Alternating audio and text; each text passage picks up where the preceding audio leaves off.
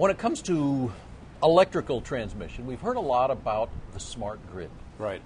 Most consumers haven't seen much evidence of it so far. Where do we stand?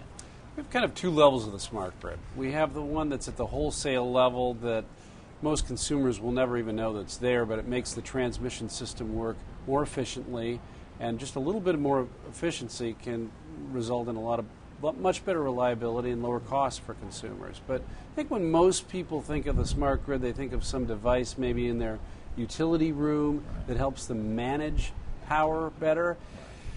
And those decisions as to how they will be, the meters will be put in and the rate policies related to that are going to be in the domain of state and local officials. Why the smart grid? What are the advantages? Why is there so much talk about it? The fact that we can use energy more efficiently with this incredible technology that's just been developed in the last few years gives consumers the chance to manage their power supply in a way that they've never been able to do so before.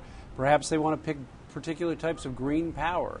They'll be able to do that with the smart grid when it's fully played out, and they'll be able to see the real-time price of power. And right now they don't see that, and so that leads to inefficient consumption patterns. But in other words, they would actually be able to say, I want so much wind power or solar power or something, if it's available to me through my provider?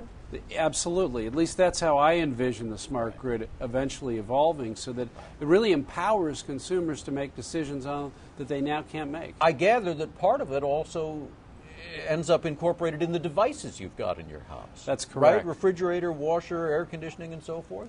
There's a bit of a debate going on as to how much consumers actually want to control their consumption on a hands-on basis, and how much do they want to let the appliances do that for them. And we're seeing appliance makers adopt standards where there are actually devices in the refrigerator or some other consuming device that will talk to the power grid, perhaps use less energy when it's the most expensive, use more at night when power is cheap.